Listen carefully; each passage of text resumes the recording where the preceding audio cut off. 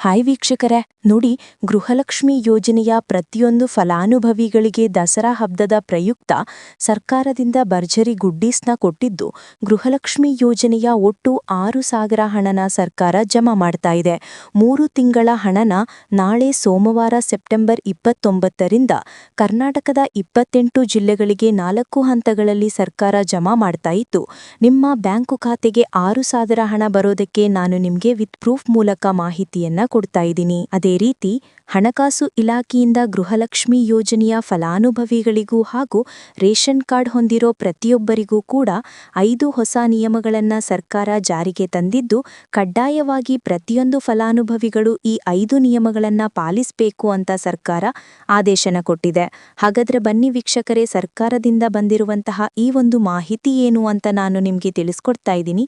ಅದಕ್ಕಿಂತ ಮೊದಲು ನೀವೇನಾದ್ರೂ ಇನ್ನೂ ಕೂಡ ನನ್ನ ಚಾನಲ್ನ ಸಬ್ಸ್ಕ್ರೈಬ್ ಆಗಿಲ್ಲ ಅಂದ್ರೆ ದಯವಿಟ್ಟು ಪ್ರತಿಯೊಬ್ಬರು ಚಾನಲ್ನ ಸಬ್ಸ್ಕ್ರೈಬ್ ಮಾಡ್ಕೊಳ್ಳಿ, ಹಾಗೆ ವಿಡಿಯೋಗೊಂದು ಲೈಕ್ನ ಕೊಡಿ. ಹೌದು ವೀಕ್ಷಕರೇ, ಗೃಹಲಕ್ಷ್ಮಿ ಯೋಜನೆಯ ಪ್ರತಿಯೊಂದು ಫಲಾನುಭವಿಗಳಿಗೆ ಕೊನೆಗೂ ಸರ್ಕಾರ 3 ತಿಂಗಳ 6,000 ಹಣನ ದಸರಾ ಹಬ್ಬದ ಪ್ರಯುಕ್ತ ಜಮಾ ಮಾಡ್ತಾ ಇದೆ. ಇಲ್ಲಿಯವರೆಗೂ ನಿಮ್ಮ ಬ್ಯಾಂಕು ಖಾತೆಗೆ ಸರ್ಕಾರ ಗೃಹಲಕ್ಷ್ಮಿ ಯೋಜನೆಯ 21ನೇ ಕಂತಿನ ಹಣನ ಜಮಾ ಮಾಡಿತ್ತು.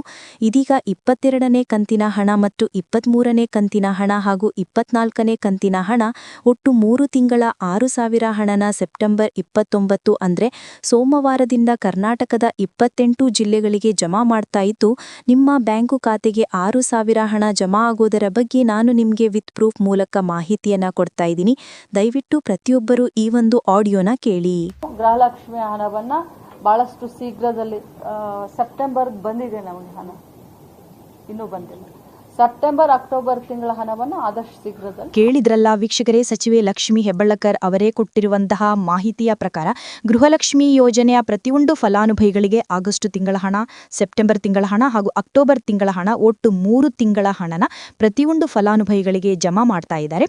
ನಿಮ್ಮ ಬ್ಯಾಂಕ್ ಖಾತೆಗೆ ಈ ಬಾರಿ 3 ತಿಂಗಳ 6,000 ಹಣ ಜಮಾ ಆಗಬೇಕು ಅಂದ್ರೆ ಹಣಕಾಸು ಇಲಾಖೆ 5 ಹೊಸ ನಿಯಮಗಳನ್ನ ಜಾರಿಗೆ ತಂದಿತ್ತು. ಈ 5 ನಿಯಮಗಳ ಪ್ರಕಾರ ಗೃಹಲಕ್ಷ್ಮಿ ಯೋಜನೆಯ ಪ್ರತಿಯೊಂದು ಫಲಾನುಭವಿಗಳ ದಾಖಲಾತಿಗಳನ್ನ ಸರ್ಕಾರ ಚೆಕ್ ಮಾಡ್ತಾ ಇದೆ. ಅಂದ್ರೆ ನೀವು ಹೊಂದಿರುವಂತಹ ಒಂದು ರೇಷನ್ ಕಾರ್ಡ್ನ ಕೂಡ ಸರ್ಕಾರ ಚೆಕ್ ಮಾಡುತ್ತೆ, ಇದರ ಜೊತೆ ನಿಮ್ಮ ಒಂದು ಆಧಾರ್ ಕಾರ್ಡ್ನ ಕೂಡ ಚೆಕ್ ಮಾಡುತ್ತೆ, ಹಾಗೂ ಇತರ ದಾಖಲಾತಿಗಳನ್ನ ಕೂಡ ಹಣಕಾಸು ಇಲಾಖೆಯಿಂದ ಸರ್ಕಾರ ಚೆಕ್ ಮಾಡಿ, ನೀವು ಒಂದು ವೇಳೆ ಈ 5 ಹೊಸ ನಿಯಮಗಳನ್ನ ಪಾಲಿಸಿಲ್ಲ ಅಂದ್ರೆ ನಿಮ್ಮ ದಾಖಲಾತಿಗಳನ್ನ ಸರ್ಕಾರ ಕ್ಯಾನ್ಸಲ್ ಮಾಡುತ್ತೆ, ಹಾಗೂ ಗೃಹಲಕ್ಷ್ಮಿ ಯೋಜನೆಯ ಹಣನ ಕೂಡ ಜಮಾ ಮಾಡೋದಿಲ್ಲ. ಹಾಗಾದ್ರೆ ಬನ್ನಿ ವೀಕ್ಷಕರೇ, ಸರ್ಕಾರ ಜಾರಿಗೆ ತಂದಿರುವ ಆ 5 ಹೊಸ ನಿಯಮಗಳು ಏನು ಅಂತ ನಾನು ನಿಮಗೆ ತಿಳಿಸ್ಕೊಡ್ತಾ ಇದ್ದೀನಿ. ಅದಕ್ಕಿಂತ ಮೊದಲು ನಾಳೆ ಸೋಮವಾರ ಸೆಪ್ಟೆಂಬರ್ 29ರಂದು ಕರ್ನಾಟಕದ ಯಾವ 28 ಜಿಲ್ಲೆಗಳಿಗೆ 4 ಹಂತಗಳಲ್ಲಿ ಸರ್ಕಾರ ಹಣ ಜಮಾ ಮಾಡಲಿದೆ ಅಂದ್ರೆ ನೋಡಿ ಸ್ನೇಹಿತರೆ, ಮೊದಲನೇ ಹಂತದಲ್ಲಿ ಬೆಂಗಳೂರು ನಗರ, ಬೆಂಗಳೂರು ಗ್ರಾಮಾಂತರ, ರಾಮನಗರ, ಚಿಕ್ಕಬಳ್ಳಾಪುರ, ಚಿತ್ರದುರ್ಗ, ದಾವಣಗೆರೆ, ಕೋಲಾರ, ಶಿವಮೊಗ್ಗ ಮತ್ತು ತುಮಕೂರು ಈ ಜಿಲ್ಲೆಗಳಿಗೆ ಮೊದಲ ಹಂತದಲ್ಲಿ ಹಣ ಜಮಾ ಆಗ್ತಾ ಇದೆ. ಎರಡನೇ ಹಂತದಲ್ಲಿ ಬಾಗಲಕೋಟೆ, ಬೆಳಗಾವಿ, ವಿಜಯಪುರ, ಧಾರವಾಡ, ಗದಗ್, ಹಾವೇರಿ, ಉತ್ತರ ಕನ್ನಡ ಈ ಜಿಲ್ಲೆಗಳಿಗೆ ಸರ್ಕಾರ ಎರಡನೇ ಹಂತದಲ್ಲಿ 3 ತಿಂಗಳ 6,000 ಹಣನ ಜಮಾ ಮಾಡಲಿದೆ. ಅದೇ ರೀತಿ ಮೂರನೇ ಹಂತದಲ್ಲಿ ಬಳ್ಳಾರಿ, ಬೀದರ್, ಕಲಬುರಗಿ, ಕೊಪ್ಪಳ, ರಾಯಚೂರು, ಯಾದಗಿರಿ ಮತ್ತು ವಿಜಯನಗರ ಈ ಜಿಲ್ಲೆಗಳಿಗೆ 3ನೇ ಹಂತದಲ್ಲಿ ಹಣ ಜಮಾ ಮಾಡ್ತಾ ಇದ್ದು, 4ನೇ ಮತ್ತು ಕೊನೆಯ ಹಂತದಲ್ಲಿ ಚಾಮರಾಜನಗರ, ಚಿಕ್ಕಮಗಳೂರು, ದಕ್ಷಿಣ ಕನ್ನಡ, ಹಾಸನ, ಕೊಡಗು, ಮಂಡ್ಯ, ಮೈಸೂರು ಮತ್ತು ಉಡುಪಿ ಈ ಜಿಲ್ಲೆಗಳ ಪ್ರತಿಯೊಂದು ಫಲಾನುಭವಿಗಳಿಗೆ 4ನೇ ಹಂತದಲ್ಲಿ ಹಣನ ಜಮಾ ಮಾಡ್ತಾ ಇದ್ದು, ಇದೇ ತಿಂಗಳ ಸೆಪ್ಟೆಂಬರ್ ಅಂತ್ಯದಲ್ಲಿ ಪ್ರತಿಯೊಂದು ಫಲಾನುಭವಿಗಳು ನಿಮ್ಮ ಬ್ಯಾಂಕ್ ಖಾತೆಗೆ ಸೇರಬೇಕಾಗಿರುವ 3 ತಿಂಗಳ ಗೃಹಲಕ್ಷ್ಮಿ ಯೋಜನೆಯ ಒಟ್ಟು 6,000 ಹಣನ ಆದಷ್ಟು ಬೇಗ ಪಡ್ಕೋತೀರಾ. ನೋಡಿ ಸ್ನೇಹಿತರೆ, ಈ ಬಾರಿ ಸುಮಾರು 1 ಲಕ್ಷಕ್ಕಿಂತ ಅಧಿಕ ಫಲಾನುಭವಿಗಳ ಬ್ಯಾಂಕ್ ಖಾತೆಗೆ ಸರ್ಕಾರ ಗೃಹಲಕ್ಷ್ಮಿ ಯೋಜನೆ ಹಣನ ಜಮಾ ಮಾಡ್ತಾ ಇಲ್ಲ. ಕಾರಣ ಏನು ಅಂದ್ರೆ, ನಿಮ್ಮ ಬ್ಯಾಂಕ್ ಖಾತೆಗೆ ಡೆಬಿಟ್ ಮೂಲಕ ಹಣ ಜಮಾ ಮಾಡುವಂತಹ ಸಂದರ್ಭದಲ್ಲಿ ಸರ್ಕಾರ ಸಾಕಷ್ಟು ಫಲಾನುಭವಿಗಳ ಒಂದು ಬ್ಯಾಂಕ್ ಖಾತೆಗೆ ಹಣ ಜಮಾ ಮಾಡೋದನ್ನ ಕ್ಯಾನ್ಸಲ್ ಮಾಡಿದೆ. ಯಾಕಂದ್ರೆ ಇತ್ತೀಚೆಗೆ ಹಣಕಾಸು ಇಲಾಖೆ ಜಾರಿಗೆ ತಂದಿರುವ 5 ನಿಯಮಗಳ ಆಧಾರದ ಮೇಲೆ ಪ್ರತಿಯೊಂದು ಫಲಾನುಭವಿಗಳಿಗೆ ಸರ್ಕಾರ ಈ ಒಂದು ಹಣನ ಜಮಾ ಮಾಡ್ತಾ ಇದ್ದು, ಯಾರೆಲ್ಲ ಫಲಾನುಭವಿಗಳು ಈ ನಿಯಮಗಳನ್ನ ಪಾಲಿಸಿಲ್ಲ ನಿಮ್ಮ ಬ್ಯಾಂಕ್ ಖಾತೆಗೂ ಕೂಡ ಹಣ ಜಮಾ ಆಗೋದಿಲ್ಲ. ಹಾಗಂದ್ರೆ ಬನ್ನಿ ಸ್ನೇಹಿತರೆ, ಸರ್ಕಾರ ಜಾರಿಗೆ ತಂದಿರುವ ಆ 5 ಹೊಸ ನಿಯಮಗಳು ಏನು ಅಂತ ನಾನು ನಿಮಗೆ ತಿಳಿಸ್ಕೊಡ್ತಿದ್ದೀನಿ. ನೋಡಿ ಸ್ನೇಹಿತರೆ, ಮೊದಲನೇ ಒಂದು ನಿಯಮ ಬಂದು, ಸಾಕಷ್ಟು ಫಲಾನುಭವಿಗಳು ಹೊಂದಿರುವಂತಹ ಒಂದು ರೇಷನ್ ಕಾರ್ಡ್ ಏನಿದೆ, ಆ ಒಂದು ರೇಷನ್ ಕಾರ್ಡ್ನ ಮನೆಯ ಸದಸ್ಯರ ಪ್ರತಿಯೊಬ್ಬರ ಒಂದು ಆಧಾರ್ ಕಾರ್ಡ್ನ ನಿಮ್ಮ ರೇಷನ್ ಕಾರ್ಡ್ಗೆ ಕಡ್ಡಾಯವಾಗಿ ಲಿಂಕ್ ಮಾಡಿಸಬೇಕು. ಅಂದರೆ ಈ ಒಂದು ಲಿಂಕ್ ಮಾಡಿಸುವಂತಹ ಒಂದು ಪ್ರೊಸೀಜರ್ಗೆ ಸರ್ಕಾರ EKYC ಅಂತ ಕರೀತಾರೆ. ನಿಮ್ಮ ರೇಷನ್ ಕಾರ್ಡ್ಗೆ ಇನ್ನೂ ಸಹ EKYC ಆಗಿಲ್ಲ ಅಂದರೆ ನಿಮ್ಮ ಬ್ಯಾಂಕ್ ಖಾತೆಗೆ ಸರ್ಕಾರ ಮುಂದಿನ ದಿನಗಳಲ್ಲಿ ಗೃಹಲಕ್ಷ್ಮಿ ಯೋಜನೆಯ ಹಣನ ಕ್ಯಾನ್ಸಲ್ ಮಾಡುತ್ತೆ. ಅದೇ ರೀತಿ ಎರಡನೆಯ ಒಂದು ನಿಯಮ ಬಂದು ಸಾಕಷ್ಟು ಫಲಾನುಭವಿಗಳು ಕಳೆದ 3 ತಿಂಗಳಿಂದ ಸರ್ಕಾರದಿಂದ ಬರ್ತಾ ಇರುವಂತಹ ಒಂದು ರೇಷನ್ ಏನಿದೆ, ಅಂದರೆ ಉಚಿತ ಅಕ್ಕಿ ಏನಿದೆ, ಈ ಒಂದು ರೇಷನ್ನ ಪಡ್ಕೋತಾ ಇಲ್ಲ. ಒಂದು ವೇಳೆ ಕಳೆದ 3 ತಿಂಗಳಿಂದ ನೀವು ರೇಷನ್ನ ಪಡ್ಕೊಂಡಿಲ್ಲ ಅಂದರೆ ಸರ್ಕಾರ ನಿಮ್ಮ ಬಳಿ ಇರುವಂತಹ ಒಂದು ರೇಷನ್ ಕಾರ್ಡ್ನ ಕ್ಯಾನ್ಸಲ್ ಮಾಡುತ್ತೆ. ನಿಮ್ಮ ರೇಷನ್ ಕಾರ್ಡ್ನ ಸರ್ಕಾರ ಕ್ಯಾನ್ಸಲ್ ಮಾಡಿದ್ರೆ ನಿಮ್ಮ ಬ್ಯಾಂಕ್ ಖಾತೆಗೆ ಗೃಹಲಕ್ಷ್ಮಿ ಯೋಜನೆ ಹಣ ಇರ್ಬೋದು ಮತ್ತು ಸರ್ಕಾರದಿಂದ ಬರುವಂತಹ ಒಂದು ಸೌಲಭ್ಯಗಳನ್ನು ನೀವು ಕಳ್ಕೋಬೇಕಾಗುತ್ತೆ.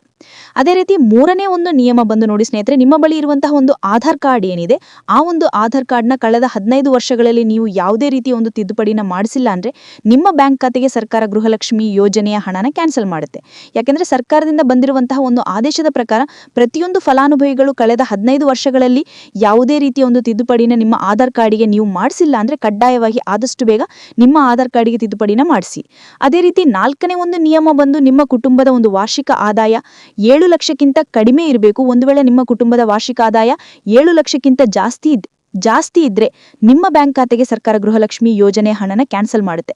ಅದೇ ರೀತಿ ಐದನೇ ಒಂದು ನಿಯಮ ಬಂದು ನಿಮ್ಮ ಕುಟುಂಬದ ಸದಸ್ಯರು ಅಥವಾ ಗೃಹಲಕ್ಷ್ಮಿ ಯೋಜನೆಯ ಫಲಾನುಭವಿಗಳು ಯಾರು ಕೂಡ ಸರ್ಕಾರಿ ನೌಕರರಾಗಿ ಕಾರ್ಯನಿರ್ವಹಿಸ್ತಾ ಇರಬಾರ್ದು.